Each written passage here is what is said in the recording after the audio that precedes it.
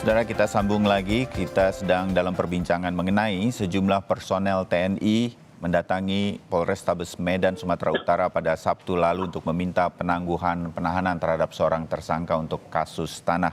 Masih bersama kami narasumber Hairul Fahmi dari pengamat militer dari Institute for Security Strategic Studies atau ISES. Mas Hairul, memang banyak yang menyayangkan seperti Anda juga peristiwa datangnya sejumlah personel TNI karena menunjukkan semacam arogansi begitu. Pertanyaan saya selanjutnya adalah, Mas Hairul, menyambung perbincangan kita. Dalam benak saya, apakah memang seorang anggota TNI yang bertindak sebagai kuasa hukum ini dibolehkan dan kemudian dia boleh membela keluarganya karena diaku sebagai keluarga tersangka ini oleh anggota TNI yang datang ke Mapolrestabes. Bisa jelaskan mengenai ini, Mas Hairul? Oke, sebenarnya memang ada aturan ya mengenai penyelenggaraan bantuan hukum itu diatur melalui keputusan Panglima TNI nomor Kep 1089 angka Romawi 12 tahun 2017. Nah itu di situ jelas dirinci bagaimana bantuan hukum dilakukan, prosedurnya bagaimana, mekanismenya bagaimana, termasuk siapa yang berhak menerima bantuan hukum. Nah keluarga pun itu tidak sembarangan ya untuk bisa menerima bantuan hukum, ada ketentuannya juga. Misalnya ya keluarga prajurit itu ya terdiri dari istri atau suaminya, kemudian anak-anaknya atau orang tuanya, mertuanya, saudara kandung, saudara ipar, dan keponakan. Nah keponakan ini kan definisinya anak dari saudara kandung ya. Nah dalam konteks apa yang dilakukan oleh Mayor Dedi ini, ya kita nggak tahu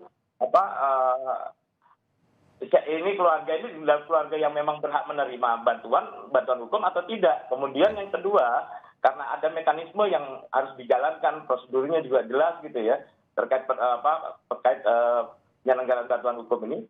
Kita nggak tahu juga apakah Mayor Dedi ini sedang dalam rangka menjalankan perintah ya, karena dasarnya harus perintah gitu ya. Perintah untuk memberikan bantuan hukum dari institusinya atau tidak. Kita juga nggak tahu apakah bantuan hukum tadi ya diberikan kepada yang memang berhak menerima atau tidak itu ya. Karena kalau keluarga saja nggak jelas ini. Dan dasarnya jelas, apalagi ini kan kalau kabarnya Pemdam Barisan ini juga mengeluarkan surat yang meminta penangguhan penahanan ini. Ini kan harus dilihat ya apakah ini benar atau tidak, prosedural atau tidak begitu. Oke, jadi tidak sembarangan keluarga. Kan kami sebagai orang luar, mohon maaf, menganggap ini benar keluarga atau diaku keluarga saja begitu. Orang sipil yang diaku keluarga karena ingin dibela begitu oleh oknum TNI. Ini menjadi perhatian publik. Dan kemudian mungkin juga dilihat kasusnya apa. Kalau ini kasus tanah dan lain-lain, apakah ini juga berhak menjadi pembelaan dari TNI? Sehingga kemudian tidak muncul, ini menjadi semacam backing dari TNI. Mohon maaf, tapi inilah yang kemudian jadi mengemuka. Ini kita biarkan nanti sesuai perintah dari Panglima TNI akan dibedah satu persatu dalam pemeriksaan yang akan dilakukan oleh Puspom TNI. Sikap dari kepolisian yang berkaitan dengan hal ini dan akhirnya kemudian memberikan atau membolehkan penangguhan penahanan. Mas Hairul, menurut Anda? Iya sebenarnya kalau kita lihat kronologinya, kalau kita tonton di video yang beredar itu, saya kira saya justru agak respect gitu ya pada Kasat Reskrim. Dia sudah berulang kali mengingatkan, dia juga menegaskan prosedur, ada prosedur yang harus ditempuh untuk bisa dilakukan penangguhan penahanan begitu ya. Itu kita harus respect lah, apresiasi gitu ya. Walaupun akhirnya mungkin beliau juga kurang kuat ya dalam menghadapi katakanlah intimidasi, intervensi yang dilakukan, yang konon kabarnya kemudian direvisi jadi koordinasi begitu ya. Nah ini yang kita lihat bahwa ya sayangnya polisi juga kemudian tidak konsisten dalam hal bahwa apakah ini memang bisa ditangguhkan atau tidak gitu si tersangka ini gitu. Oke. Apa yang seharusnya menurut Anda bisa dilakukan oleh kepolisian? Karena ini juga harus menjaga kesolidan antara kepolisian dan juga institusi TNI. Kita mengerti dilema ini.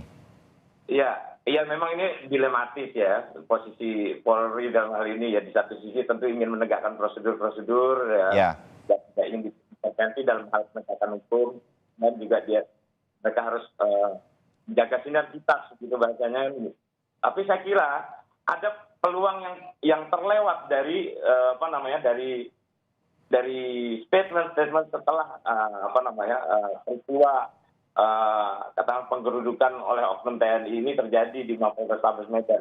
ya, Apa itu ya? Salah satunya adalah kita kehilangan kesempatan mengedukasi masyarakat ya terkait kesadaran hukum, kepatuhan hukum, dan bagaimana mestinya kita menghormati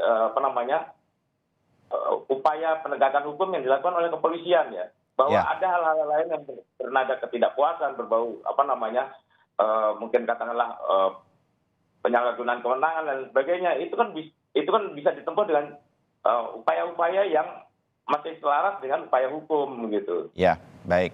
Terakhir, mohon singkat, Mas Hairul, statement dan tindak lanjut dari Panglima TNI yang akan menyatakan ini akan diperiksa dan akan ada penindakan tegas, menurut Anda?